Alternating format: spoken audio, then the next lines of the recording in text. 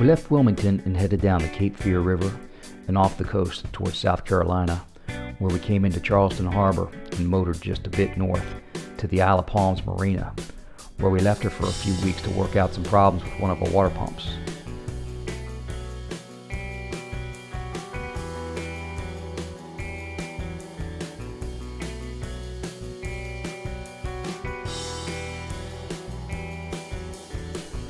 Finally, with all of our mechanical issues squared away, we motored past Fort Sumter, out of Charleston Harbor, and back into the Atlantic, bound for Florida.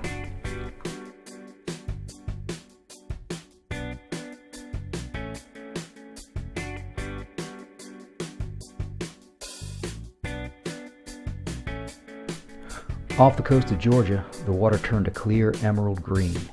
You could look through the clear water and see our keels and rudders at the bottom of the boat.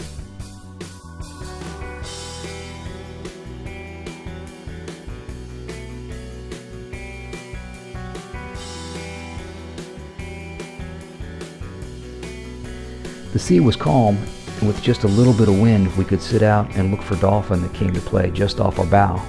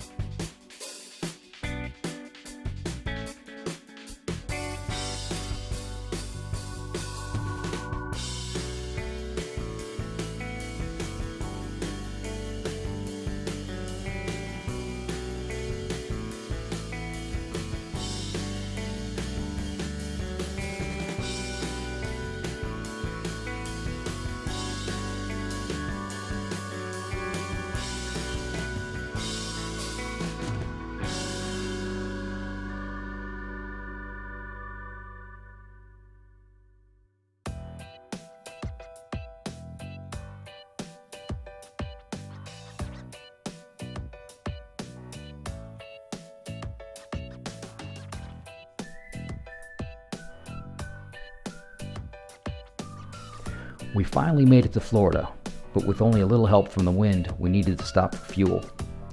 So we came into St. Mary's Inlet to Fernandino Beach. We were told what a pretty place this would be, so we were surprised to see such an industrial area. But once past the factories and smokestacks, we did come upon a very nice marina and a quaint little town. The marina didn't have any available transient slips, so after fueling up, we found a place to anchor for the night, then took the dinghy into town and found some dinner.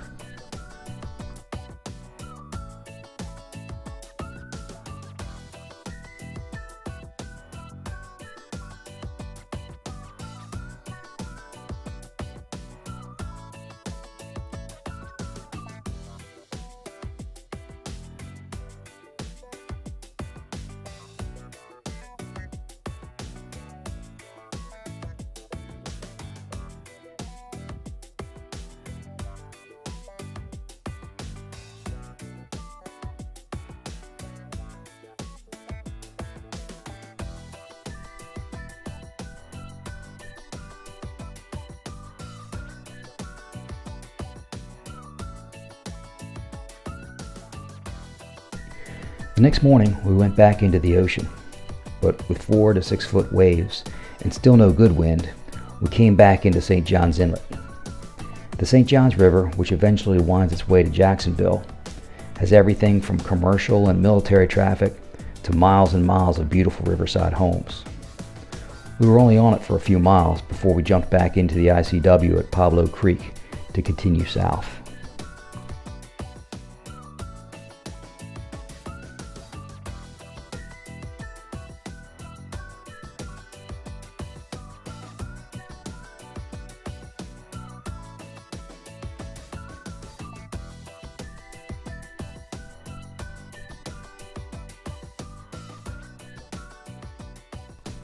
Pablo Creek is connected to the Talamado River near St. Augustine by a 10-mile-long canal called Palm Valley Cut.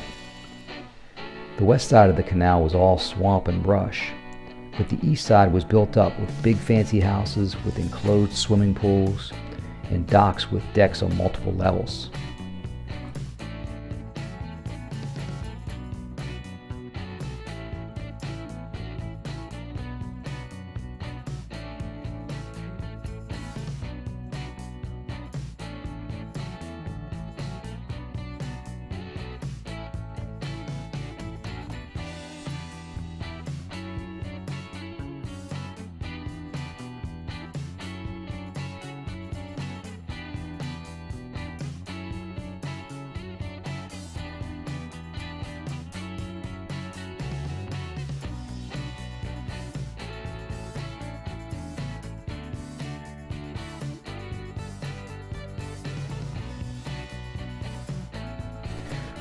We anchored for the night about 10 miles north of St. Augustine. We had been lucky so far because the forecast for the last several days had called for possibly heavy fog. It finally hit. We sat for a few hours waiting for it to clear, then headed towards St. Augustine. After a while we found the fog was getting worse instead of better, and we were lucky enough to find a nice marina at Comanche Island, just across the river from Volcano Beach, and just 2 miles from downtown St. Augustine.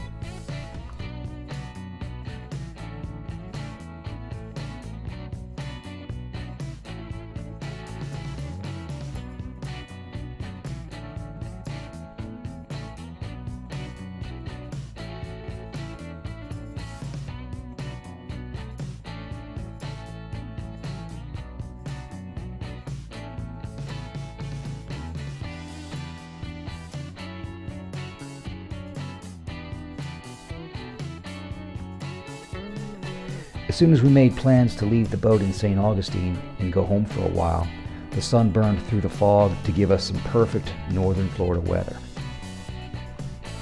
But before leaving, we did get a chance to walk around St. Augustine and over the bridge to Volcano Beach to try and find our rental car back to Maryland.